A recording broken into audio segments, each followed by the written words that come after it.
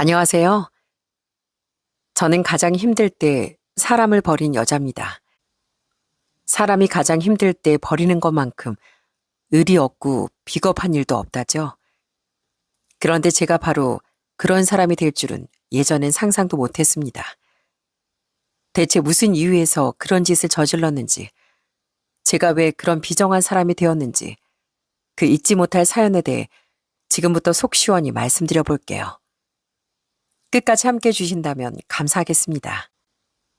저희 아빠는 운동선수 출신으로 체육관을 운영하며 가족을 건사해 주셨어요. 외모도 좀 무섭게 생기고 덩치도 다부지고 크신 편이라 모르는 사람들은 아빠를 좀 무서워하기도 했죠. 하지만 저희 아빠가 얼마나 착하고 다정한 분인지 알 사람들은 다 알았답니다. 특히 아빠는 엄청난 사랑꾼으로 동네에서 애처가라고 소문이 자자한 분이었죠. 여봉, 오늘은 아침부터 눈부시게 아름다우시군요. 일어나자 뭐야. 애들도 다 보는데 부끄럽게. 뭐가 부끄러워. 너희들 이 아빠 엄마 사이가 이렇게 좋으니까 너희가 세상에 태어날 수 있었던 거야.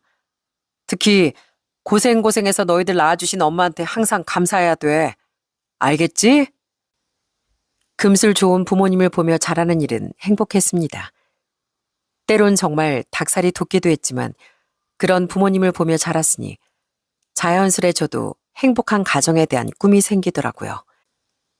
오빠 남동생도 그런 아빠를 보고 자라 그런지 유일한 여자 형제인 제게도 정말 잘해주고 여자친구들에게도 엄청 다정한 남자친구가 되어주는 것 같더라고요.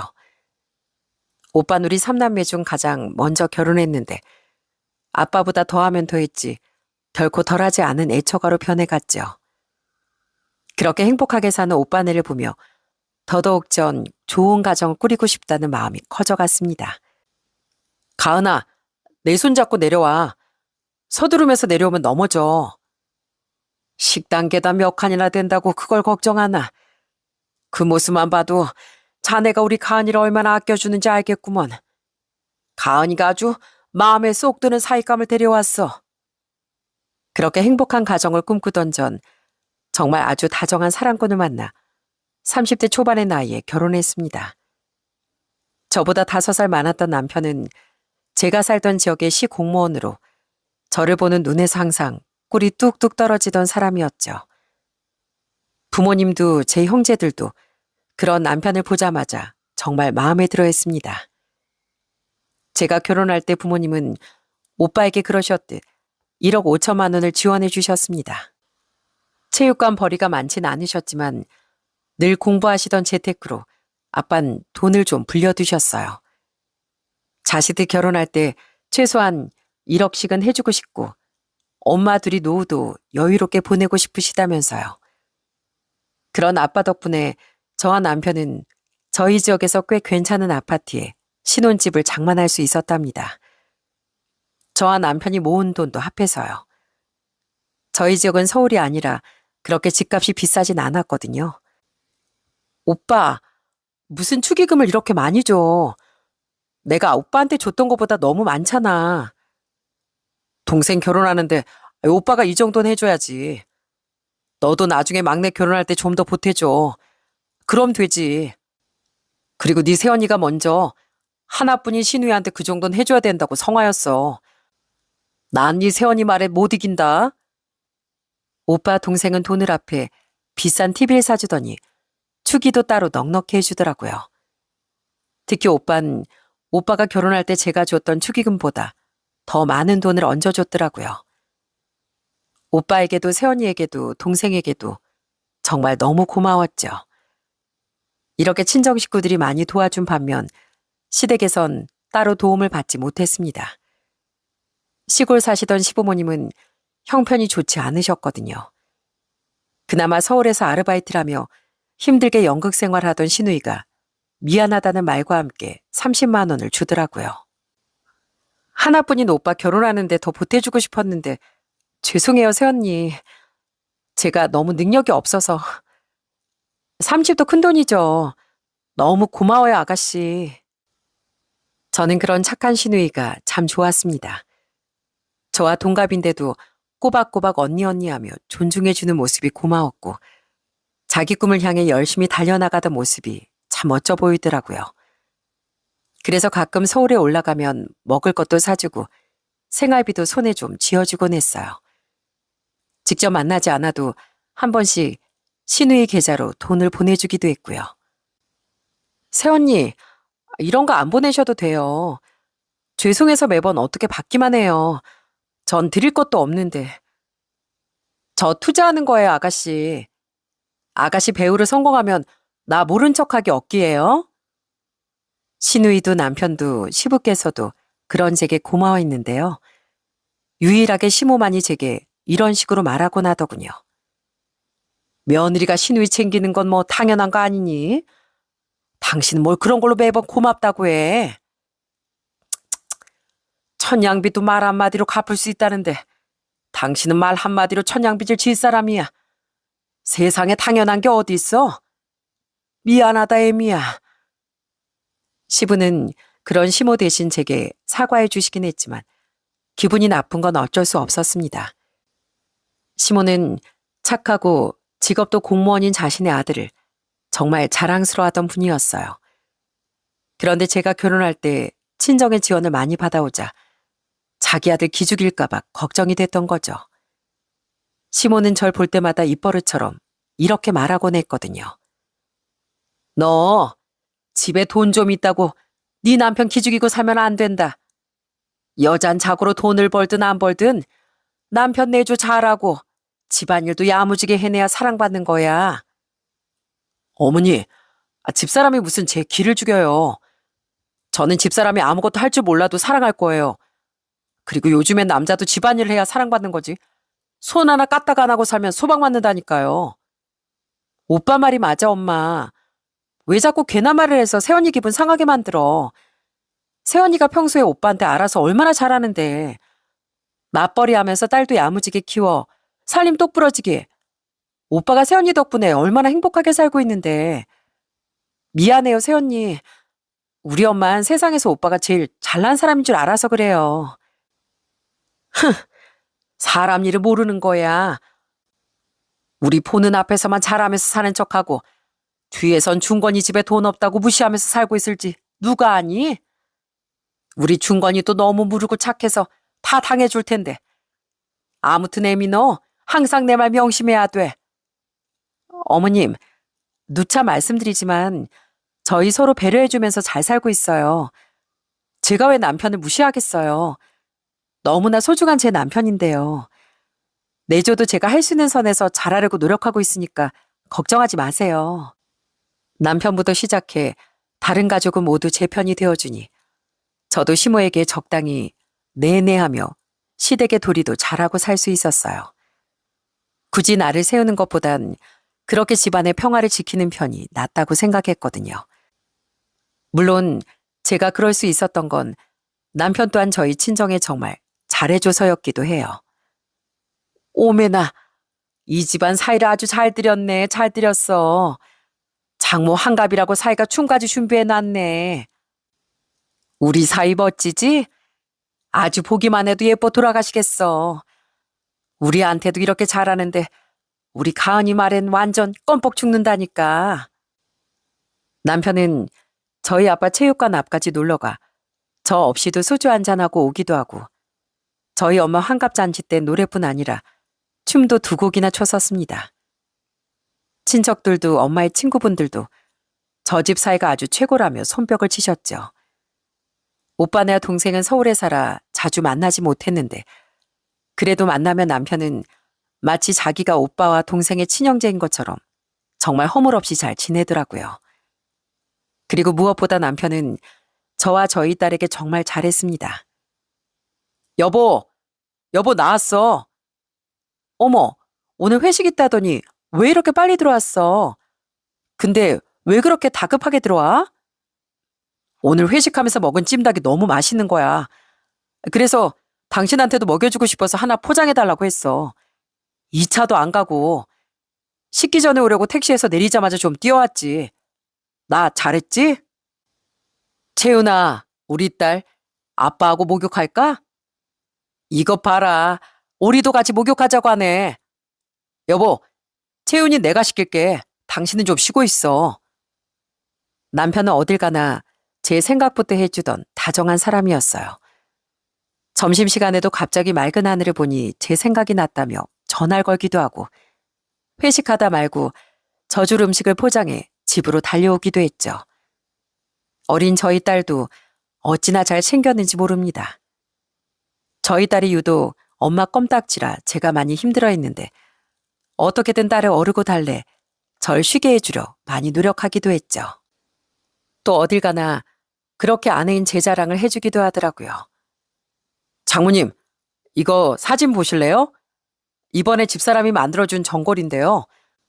거기 표고버섯 예쁘게 손질해둔 것 좀 보세요. 손끝이 정말 야무지지 않아요? 아휴, 정말. 그냥 평범한 음식 사진인데 뭘 그렇게 칭찬해.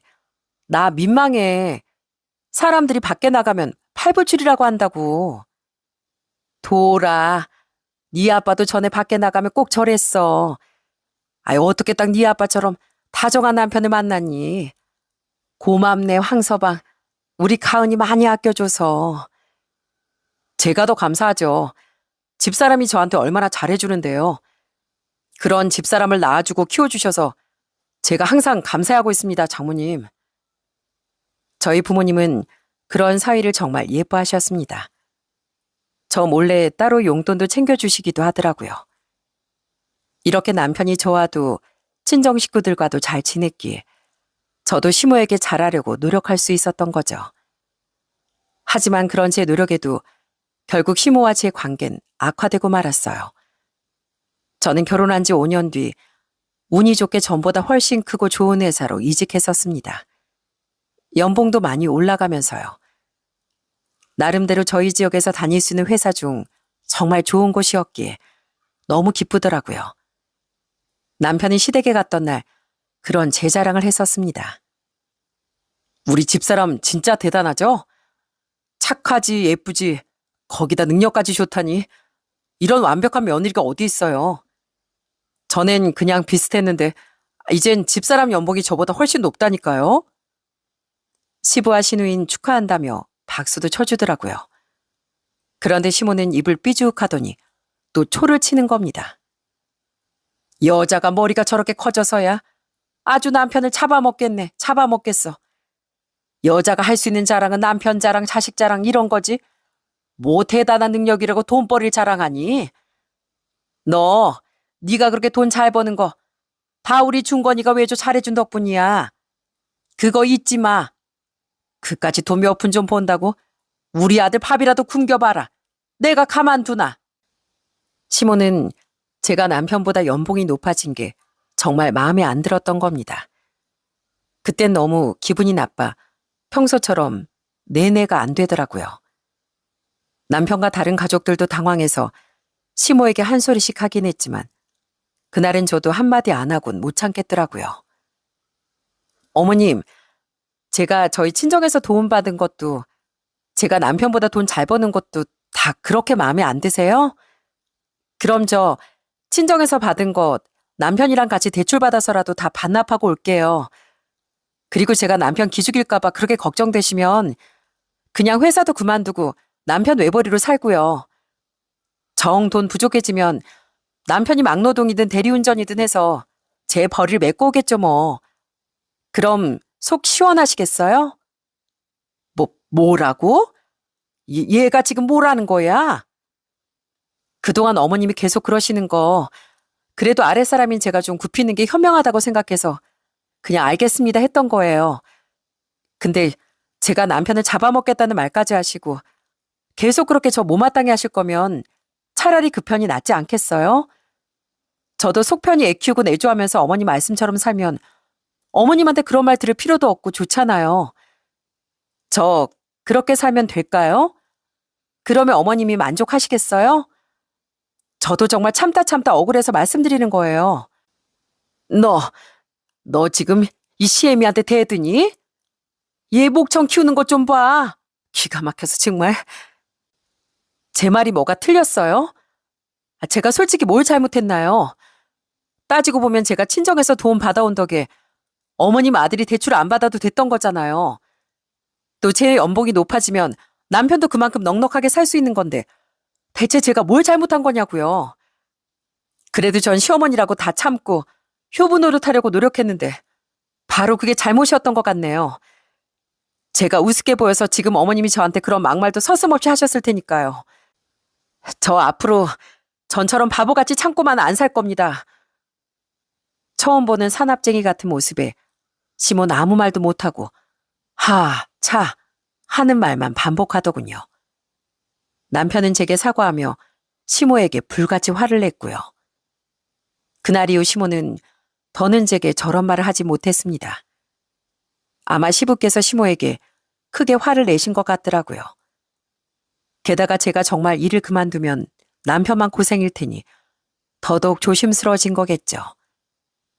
하지만 시모는 저를 늘 못마땅하는 듯이 바라봤고 저도 그런 시모에게 더는 잘하고 싶은 마음이 들지 않았습니다. 그래도 시부와 남편을 봐서 시댁의 기본 정도만 하며 살게 됐죠. 그래도 고마워 여보.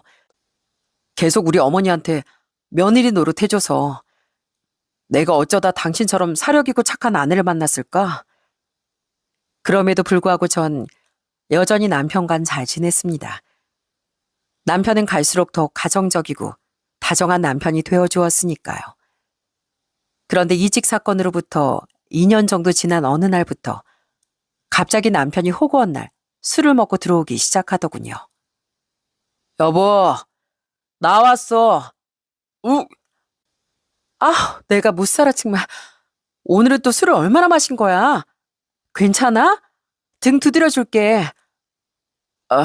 괜찮아. 술도 잘 못하는 사람이 갑자기 왜 저러나 싶더라고요. 남편은 회식이 없는 날에도 친구를 만나든 혼자서든 술을 진탕 먹은 뒤 집으로 돌아와 그렇게 구토를 해대더라고요. 그리고선 거실이나 방바닥에 대자로 드러누워 눈물을 흘리기도 했습니다.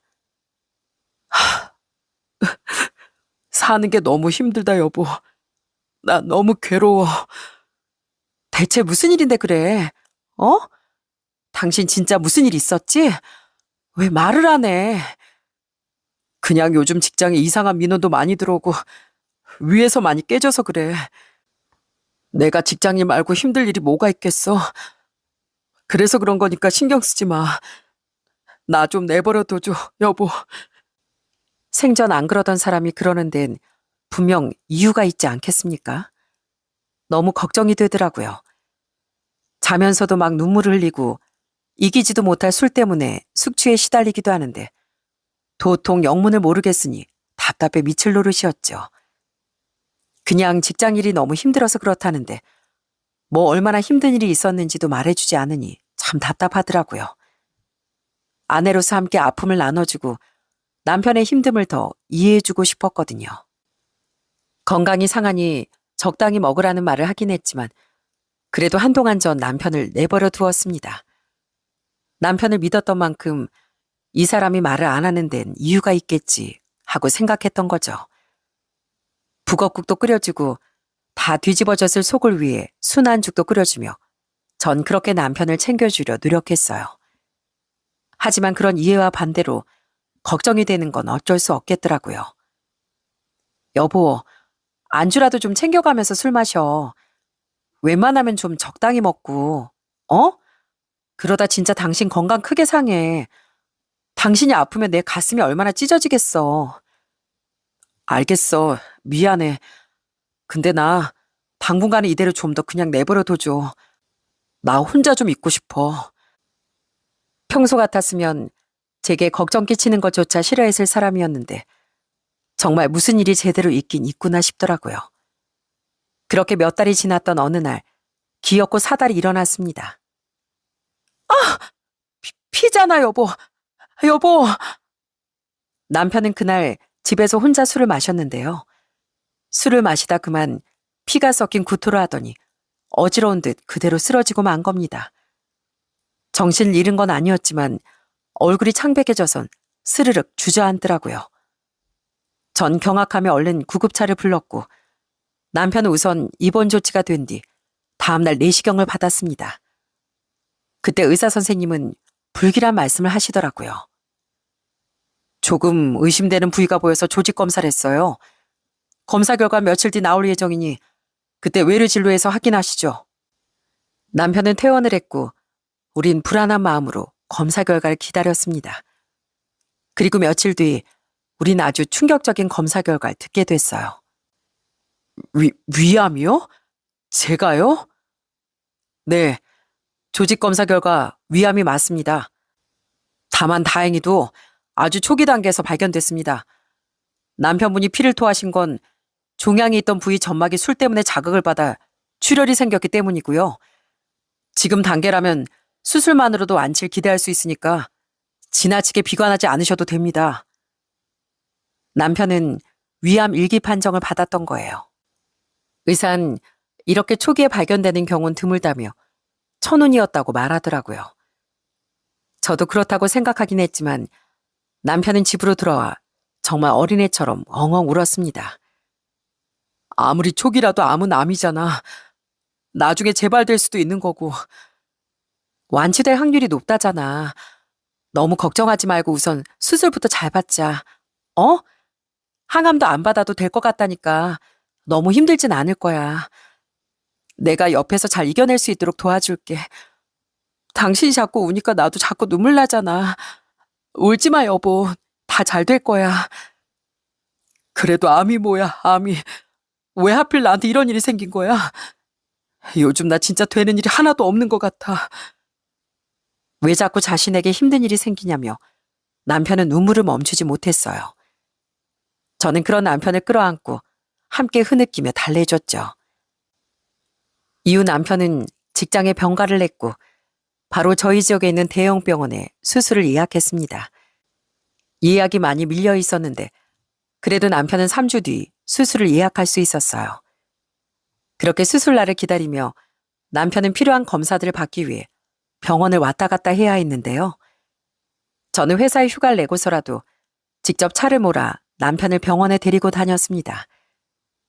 그렇게라도 겁에 질린 남편에게 힘이 되어주고 싶었거든요.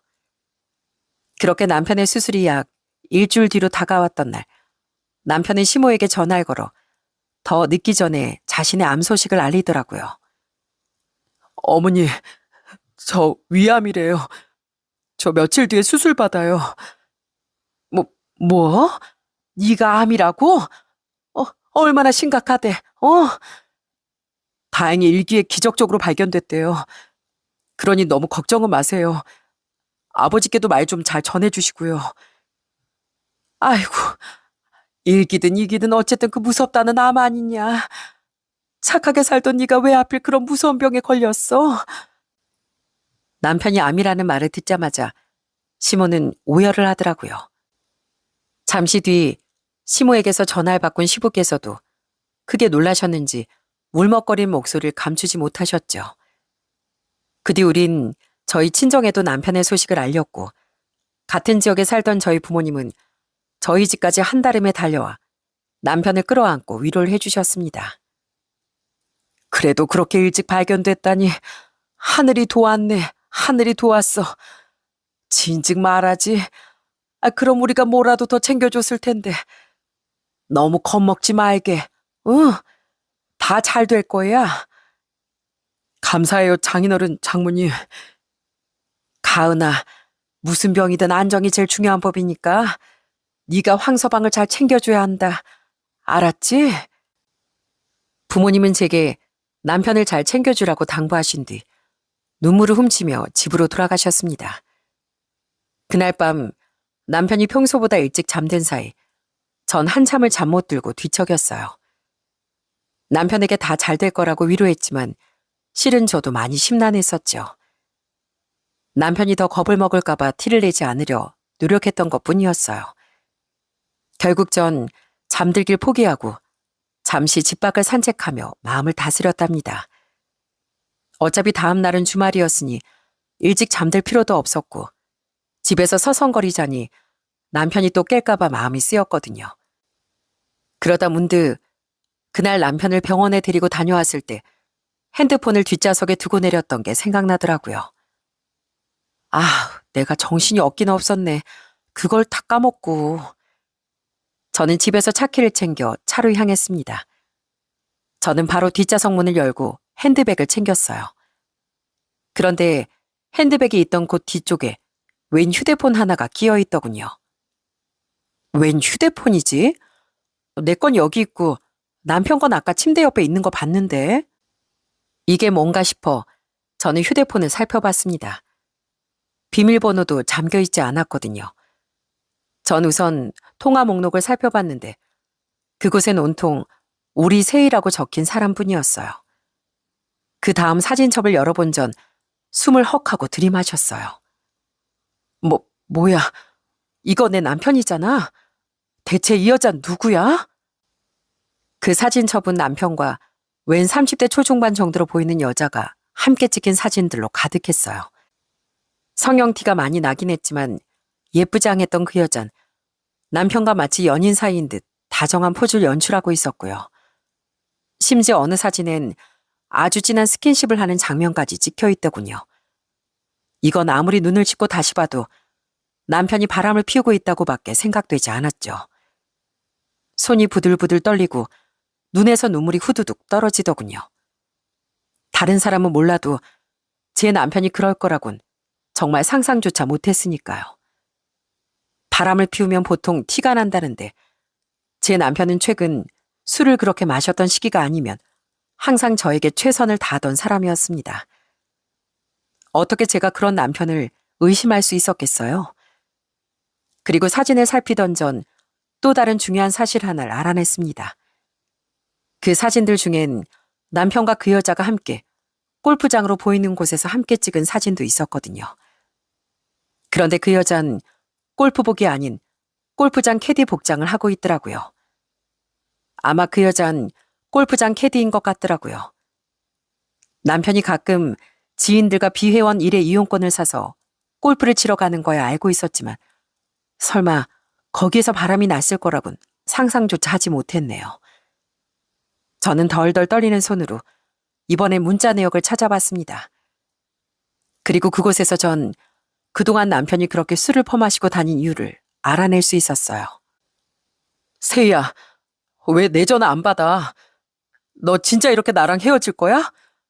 너 나 없이 살 수 있어? 난 안 돼. 난 이제 너 없으면 안 되는 몸이란 말이야. 세희야, 네가 놔두고 잠깐 다른 골프장 회원이랑 바람 폈던 거 나 다 이해할 수 있어. 너 그 남자랑 헤어졌다는 거 나 다 알아. 나한테 미안해서 못 들어오는 거라면 괜찮아. 난 너만 있으면 돼. 그러니까 제발 돌아와줘. 세희야, 너랑 헤어지고 나서 나 맨날 술만 마시고 살아. 네가 눈앞에 아른거려서 살 수가 없어, 세희야. 네가 이혼하고 오라고 하면 나 딸도 버리고 당장 너한테 달려갈 수 있어. 그러니까 제발 나 좀 다시 만나줘. 세희야, 나 암이래. 너랑 헤어진 슬픔에 이런 무서운 병까지 생겼나 봐. 내가 불쌍하지도 않아? 아프니까 네가 더 보고 싶다. 제발 돌아와줘. 정말 기가 막히더군요. 남편은 바람이 난 그 여자에게 차인 지 석 달이 좀 넘었더라고요. 그러니까 남편은 그동안 그 여자에게 당한 실연의 아픔 때문에 맨날 그렇게 술을 마시고 다녔던 겁니다. 그 위에 문자 내역들을 더 살펴보니 그들은 거의 1년 넘게 바람을 피우는 사이였더라고요. 그 여자에게 차이기 전 남편은 하루에도 몇 번씩 그 여자에게 사랑한다. 너 때문에 집사람이랑 애는 보이지도 않는다. 이런 사랑 고백도 했었고요. 그렇게 휴대폰을 다 뒤져본 전 그 여자의 성이 이 씨라는 것과 그 여자가 일하고 있는 골프장이 어딘지까지 전부 알아냈습니다. 남편의 바람 증거를 모두 제 휴대폰과 이메일로 전송한 전 바로 집으로 향했어요. 그리곤 자고 있던 남편을 마구 흔들어 깨운 뒤 바로 따귀를 날려버렸죠. 당신 뭐야? 이게 대체 무슨 짓이냐고? 돌았어? 말 그대로 자다가 날벼락을 맞은 남편은 괴성을 지르며 눈을 까뒤집더군요. 전 굴하지 않고 그놈의 뒤통수를 한 번 더 후려쳐줬어요. 그리곤 그놈의 또 다른 휴대폰을 그놈에게 집어던지며 소리쳤습니다. 야, 이 개만도 못한 자식아. 뭐? 직장에 일이 있어서 힘들어? 당분간 내버려둬? 아, 언제 직장을 골프장 캐디품으로 옮기셨어요? 뭐? 뭐긴 뭐야. 그 휴대폰 당시 세컨폰이잖아. 그거 차 뒷좌석에서 찾고 내가 얼마나 어이없었는지 알아? 나랑 애 앞에선 그렇게 천사 같은 남편 아빠인 척을 하더니 뒤에선 휴대폰까지 하나 더 만들어서 개집질하고 다녔어? 어? 그 휴대폰에 있는 증거 없애려고 해봤자 소용없어. 이미 내 메일로까지 다 전송해놨으니까. 제가 던진 자신의 또 다른 휴대폰과 절 번갈아 보던 그놈은 그제야 모든 게 들통났다는 사실을 깨달은 모양이더군요. 상황 파악이 빨랐던 남편은 바로 제 앞에 무릎을 꿇고 싹싹 빌기 시작했습니다. 여보, 내가 잘못했어. 어? 나 그냥 그 여자 가볍게 만난 거야. 나한테 당신밖에 없는데 그냥 호기심에 몇 번 만난다는 게 나 2번 다시는 안 그럴게. 어? 제발 한 번만 용서해줘. 나밖에 없다고? 이게 어디서 눈 가리고 아웅이야?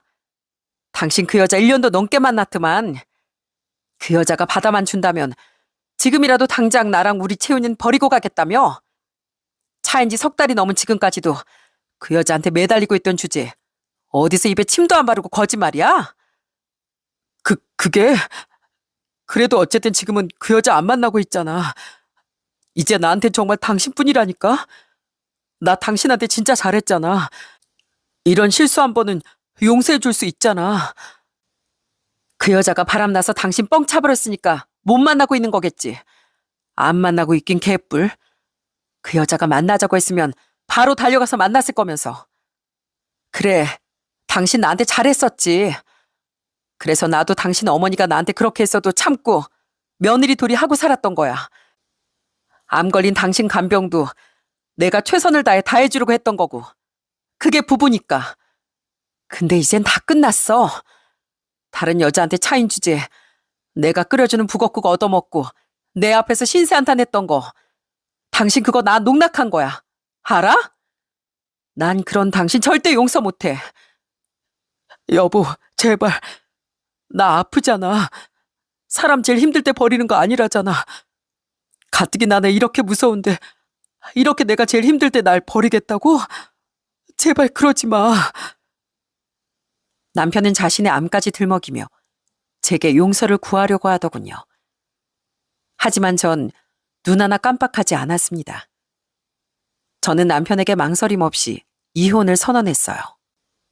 아니, 난 당신 바로 버려버릴 거야. 여자의 눈멀어서 조강지처에 자기 딸마저 아무렇지도 않게 버리려고 했던 인간 말종. 그게 바로 당신이야. 내가 그런 당신한테 왜 의리를 지켜야 돼? 여보, 이미 우리 사이는 당신이 그 여자 바람을 피웠던 그 순간에 끝난 거야. 난 더러운 당신하고는 절대 못 살아. 여기 우리 부모님 덕에 구할 수 있었던 집인 거 알지? 나중에 재산 분할 하든 말든 우선 여긴 내 지분이 더 큰 집이야. 그러니까 당장 여기서 나가. 나가서 숙박업소를 가든 병 가는 김에 당신 부모님 집에 가든 알아서 하고 당장 여기서 나가라고. 남편은 이 밤에 어딜 가냐며 엉엉 울더라고요. 전 우선 그렇게 끝까지 버티던 그놈을 거실로 쫓아내버렸습니다. 그런데 다음날 아침 누군가 저희 집 초인종을 마구 눌러대더군요. 어머니, 어떻게 이 아침부터 여길... 새벽같이 차 타고 왔다. 애미 어디 있냐? 나 애미한테 볼 일이 있어서 왔어. 그 사람은 바로 시모였습니다. 깜빡 잠에 들었던 전 밖에서 들리던 남편과 시모의 목소리에 눈을 비벼 뜬 후 거실로 나가봤어요. 그곳엔 왠지 화가 잔뜩 난 표정의 시모가 씩씩대며 절 찾고 있더라고요. 그리고 시모는 절 보자마자 냅다 달려와 제 뺨을 후려쳐버렸습니다. 아! 어머님, 이게 지금 뭐 하는 짓이에요? 전 너무 놀라 세댄 소리로 물었습니다. 그런 제 물음에 한다던 시모의 대답은 기가 막히기 짝이 없었죠. 너, 그렇게 우리 아들한테 알아서 잘하고 있다고 큰소리 뻥뻥 치더니만 이게 무슨 꼴이야? 네가 얼마나 엉망으로 내조랬길래 그 건강하던 우리 준건이가 암에 걸리냐고, 암에. 왜 넌 멀쩡한데 우리 준건이만 그런 무서운 병에 걸렸냔 말이야. 내가 너무 열이 뻗쳐서 새벽같이 달려왔다. 진짜 어이가 없어서. 그러니까 저 인간 암 걸린 게 지금 저 때문이다, 이거예요? 뭐야? 저 인간? 아직 아무것도 몰랐기에 시모는 제게 그딴 짓을 할 수 있었던 겁니다. 시모의 말도 안 되는 억지에 정말 실소가 새어나오더라고요. 헛웃음을 지며 남편들어 저 인간이라고 칭하던 제게 시모는 기가 차다는 듯 되물었습니다. 저는 그런 시모에게 그 한심한 진실을 알려주었죠. 예, 인간이요. 아니, 저 멍멍이 자식이요. 제 눈엔 저 인간 지금 사람으로도 안 보이거든요. 뭐야? 얘 준거나, 쟤 아까부터 뭐라는 거니? 너 아직 잠 덜 깼니? 아니요, 저 잠 다 깼는데요. 잘 들으세요, 아줌마.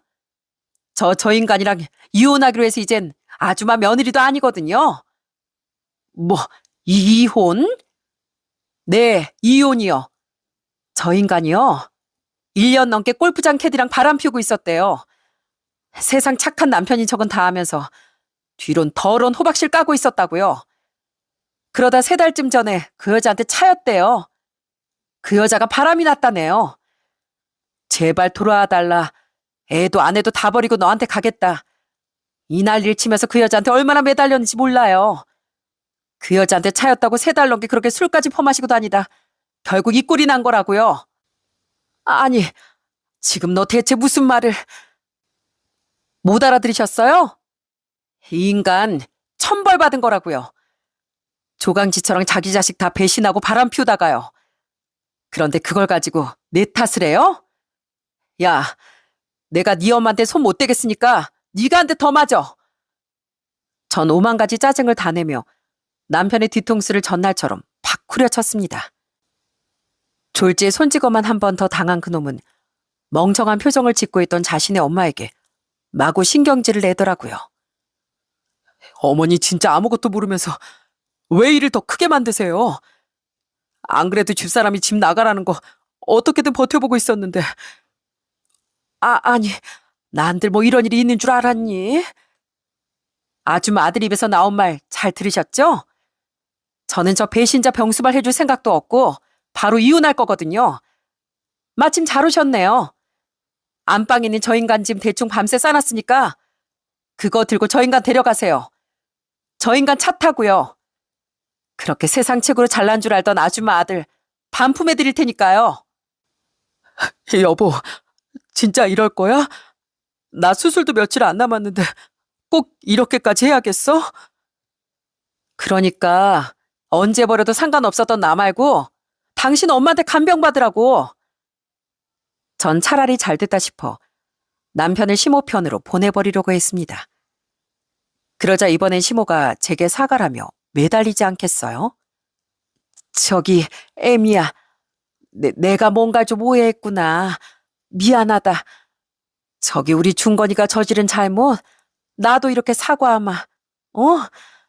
근데 암 걸린 애들아 당장 나가라니 그건 좀 참아봐. 어? 내가 너무 화가 나서 실수를 했다. 원래 아플 땐 안정이 제일 중요한 법인데 암 수술까지 앞둔 일 그렇게 냉정하게 내치면서 그러다 수술 잘못되기라도 하면 어떡하려고. 사람 아플 때 버리는 거 아니라는데 네가 한 번만 용서 좀 해다오. 어? 우리 준건이가 원래 너한테 얼마나 잘했니. 누가 모자 사이 아니랄까 봐 하는 말이 똑같네요. 전 먼저 의리 저버린 저 인간한테 지킬 의리 따위 없고요. 수술이 잘못되든 말든 제 알 바 아니에요. 그러니까 정 아들이 잘못될까 봐 무서우면 직접 데려가서 안정 취하게 하시던가요. 당신 빨리 당신 짐 들고 나가. 아니면 나 지금 아빠 바로 부를까? 서울에 있는 오빠랑 막내도 불러? 그렇게 비참하게 쫓겨나 볼래? 아니면 당신 발로 당신 어머니 모시고 나갈래? 선택해 얼른. 저는 그 한심한 모자에 애원하는 소리를 더는 듣고 싶지도 않더라고요. 그래서 아빠와 형제들을 들먹였더니 그놈은 또 겁을 먹은 모양이더군요. 결국 그놈은 눈물을 뚝뚝 흘리며 자신의 엄마와 함께 집을 나갈 수밖에 없었죠. 그리고 그날 오후 저는 상가녀가 일하는 골프장으로 찾아갔습니다. 여기 캐디 중에 이세희라는 사람 있죠? 여기 사진 속 이 여자요. 오늘 나왔어요? 그건 죄송하지만 말씀드리기가 어렵습니다. 프론트에 가서 다짜고짜 상가녀를 찾자 직원은 당황해 하더군요. 그런데 타이밍도 기가 막히지. 딱 그 순간 옆쪽에 있던 화장실에서 상가녀가 나오지 않겠어요? 하도 사진을 많이 들여다본 덕에 저는 바로 그 여자를 알아볼 수 있었습니다. 저는 바로 달려가 그 여자의 머리채를 잡고 바닥에 내동댕이를 쳐버렸어요. 아! 당신 뭐예요? 나? 황준건 그 개자식 아내 되는 사람이다. 왜? 네가 이세희 맞지? 내 남편하고 1년 넘게 바람피운 상간녀. 나 증거도 다 가지고 있어. 그러니 발뺌해봤자 소용없다고. 황준건? 저 이미 그 사람이랑 헤어진 지 오래예요. 뭔가 오해가 있으신 것 같은데. 난 그딴 거 없는데. 너네들 헤어진 거 이미 알아. 근데 그럼 네가 상간녀라는 사실이 달라지기라도 하니? 돈 벌러 나왔으면 조용히 돈만 벌고 갈 것이지. 어디 감히 고객을 꼬셔? 너 내가 상간녀 소송 걸 거야. 그리고 여기서도 절대 일 못하게 할 거야. 사람들의 시선에 상간녀 머리카락으로라도 얼굴을 가리려고 애쓰고 있더군요. 그 순간 매니저라는 사람이 제게 다가와 무슨 일인지 물었습니다. 전 잘됐다 싶어 그 사람에게 말했어요. 저 여자가 글쎄 여기 손님으로 왔던 내 남편하고 바람이 났었답니다. 저런 더러운 여자가 캐들이는 골프장에 아내들이 불안해서 남편들 골프 치라고 보낼 수나 있겠어요? 누군지 몰라도 다른 회원하고도 바람이 났었다는데 여긴 직원 관리를 어떻게 합니까? 이거 확실하게 처리해 주세요. 안 그러면 나 여기 골프장이 얼마나 직원 관리 못하는 곳인지 인터넷에 다 소문 낼 테니까요. 죄송합니다. 저희가 조사해보고 적절한 조치를 취하겠습니다. 그렇게 그 여자에게 응징도 하고 매니저에게 확답도 받아낸 전 상간녀에게 마지막으로 험한 말을 뱉어준 뒤 돌아왔습니다. 그 뒤 전 집을 내놓고 아이와 함께 친정으로 들어갔어요. 그놈을 쫓아냈어도 그놈과 함께 살던 집 자체를 정말 꼴도 보기 싫었거든요. 당연히 모든 이야기를 들은 부모님도 전화로 소식을 들은 오빠 동생도 난리가 났죠. 어떻게 황서방이 그럴 수 있단 말이냐. 사람 그렇게 안 봤는데 정말 실망이구나. 그런데 며칠 뒤 그놈은 겁도 없이 친정으로까지 찾아왔더라고요. 아마 제가 집을 내놓은 걸 알고 친정으로 온 것 같더군요. 그때 그놈은 저뿐 아니라 저희 부모님께조차 제대로 용서도 구하지 못하고 쫓겨났습니다. 인도폰에 비친 그놈 얼굴을 보자마자 아빠가 야구방망이를 들고 뛰쳐나가셨거든요. 장인어른, 제가 사과드리고 싶어서. 사과? 이 더러운 놈이 감히 여기가 어디라고 찾아와. 내가 내 딸을 어떻게 키웠는데 너 당장 거기 안 서? 장인어른, 그건 내려놓고 말씀하시죠. 이거 내려놓고? 좋아. 그럼 아주 맨손으로 아작을 내주마, 이 나쁜 자식아. 그놈은 아주 비명만 지르다 결국 줄행랑을 치고 말았습니다. 나중에 제가 걱정되어 세원이와 함께 친정에 왔던 오빤 그 얘기를 듣고 정말 아쉬워하더라고요. 자신이 그 자리에 있었으면 끝까지 잡아 어디 하나라도 부러뜨려 놨을 거라면서요. 그로부터 또 얼마 뒤 그놈은 제게 전화를 걸어 우는 소리를 해대더라고요. 여보, 나 수술 받고 퇴원해서 부모님 집에 와 있는데 나 진짜 너무 힘도 없고 아파. 너무 서러워. 좀 쉬고 싶은데 아버진 자꾸 날 구박까지 하셔. 한심한 놈이라면서. 나 아픈데 진짜 너무하신 것 같아, 여보. 여보, 이만큼 화냈으면 됐잖아. 제발 이제 나 좀 용서해주라. 나 너무 힘들어. 아직도 이 인간이 정신을 못 차렸네. 이젠 이혼하겠다고 전화한 줄 알았더니. 그러니까 끝까지 이혼 도장 못 찍겠다 그거지? 그럼 나 변호사 선임해서 소송 걸게. 앞으로는 이렇게 짜증나게 통화하지 말고 그냥 변호사 통해서 얘기해. 결국 전 그놈에게 이혼 소송까지 걸어버렸습니다. 그놈은 아픈 자신에게 꼭 이래야겠냐며 울먹였지만 그건 네 사정이라며 딱 잘라버렸죠. 저는 물론 위자료도 함께 요구했고 상간녀에게도 위자료 소송을 걸었어요. 그랬더니 그 여잔 연락처를 또 어떻게 알았는지 제게 전화해 길길이 날뛰더군요. 그 여잔 결국 저 때문에 골프장에서도 잘렸다고 하더라고요. 이미 헤어진 그놈 때문에 직장까지 잃게 했으면 됐지. 소송까지 걸어? 이 지독한 여자야. 내가 잘리게 했니? 그러게 누가 유부남 꼬셔서 바람 피우래? 이거 진짜 웃기는 여자네. 아, 진짜 짜증나. 야, 그러게 네가 남편 관리 먼저 잘했어야지. 그놈 아직도 나한테 전화해서 질질 짜는 건 아니? 자기 곧 이혼하니까 제발 이젠 자기 좀 받아달라면서 울더라. 수술도 잘 됐고 애는 무조건 와이프한테 보낼 테니까 제발 돌아와 달래. 자기 때문에 난 직장도 잃고 개망신까지 당했는데 그 띨띨한 놈은 아직도 내가 자기를 좋아할 거라고 생각하더라. 이런 일 당하기 싫었으면 네가 애초에 그런 한심하고 찌질한 놈을 데려다 결혼하지 말았어야지. 그래서 그 대가 이렇게 달게 받고 있잖아. 그러니까 너도 유부남 꼬여낸 대가 달게 치러야지. 안 그래? 야, 너 그렇게 살다가 앞으로 더 큰 벌 받아. 그러니까 인생 똑바로 살아.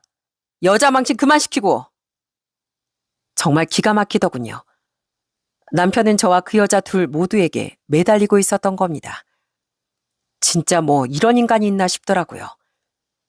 그 여자에게 소리를 지르고 전화를 끊은 전 다음 날 또 남편에게 전화를 받았어요. 그놈은 제가 아무것도 모르는 줄 알고 또 우는 소리를 하며 매달리려고 했죠. 저는 그놈에게 차마 이곳엔 적을 수 없는 심한 쌍욕을 해준 뒤 전화를 끊어버렸습니다. 그 뒤 전 소송에서 이겨 그 두 연놈에게 위자료도 각각 받아내고 이혼도 할 수 있었어요. 물론 딸아이도 제가 데려왔고요. 이혼이 마무리된 뒤 시부와 시누인 제게 전화를 걸어 진심으로 사과를 해주더라고요. 이후 전 친정에서 딸과 함께 이혼의 아픔을 이기려고 노력하며 살았습니다. 그런데 몇 달 뒤 전 가끔 연락하고 지내던 시누이에게 충격적인 소식을 듣게 됐어요. 애 아빠가 구속됐다고요? 네. 아, 진짜 기가 막혀서. 진짜 오빠 별의별 짓을 다 하고 살았더라고요. 전 남편은 구속 수사를 받고 있었던 겁니다. 전 남편은 저와 이혼하기 훨씬 전부터 지역업체들에게 뇌물도 많이 받고 술집과 골프 접대도 숱하게 받았었다고 해요. 공무원 신분으로서 절대 해서는 안 되는 짓이었죠. 알고 봤더니 그 상간녀도 골프 접대를 받다 만나게 된 거라고 하더라고요. 그런데 저와 이혼한 후 전 남편이 휴가를 마치고 직장에 복귀한 뒤 지역 업체 중 한 곳이 경찰에 덜미를 잡혔던 모양입니다. 그리고 비리 조사를 받던 그 사람의 입에서 전 남편에 대한 폭로가 터졌던 거고요. 결국 감사를 통해 전 남편의 모든 비리가 들통이 났고 전 남편은 직위회제가 된 상태로 불구속 수사를 받았다고 해요.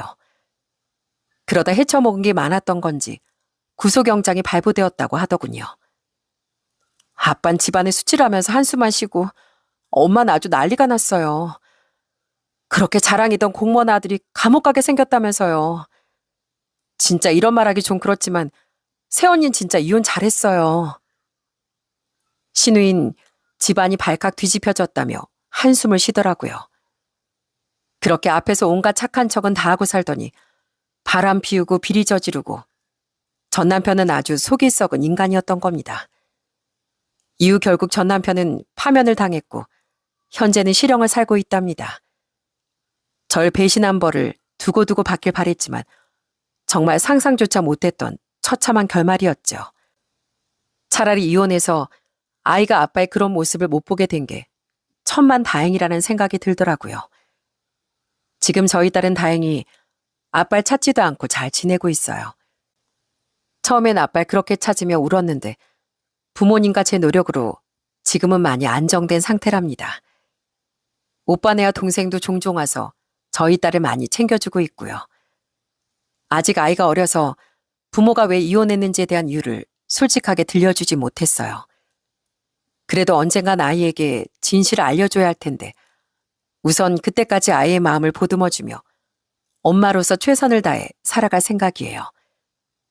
저희 부모님은 아직도 절 많이 걱정하시는데 70대 중반을 바라보고 계신 두 분을 보면 너무나 죄송한 마음이 앞서곤 합니다.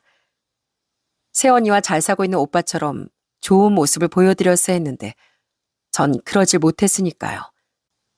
하지만 이혼해도 잘 살 수 있다는 모습을 보여드리기 위해 정말 씩씩하게 살아가려고 노력하고 있어요. 전 오래도록 부모님께 효도하면서 그렇게 두 분의 자식으로서 제 딸의 엄마로서 열심히 살아가려고 합니다. 전 남편을 떠올리면 세상에서 제일 알기 어려운 게 사람인 것 같다는 생각이 들더군요.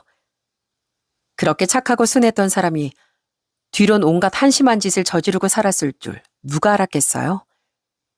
이래서 열길 물속은 알아도 한길 사람 속은 모른다는 말이 있나 보더라고요.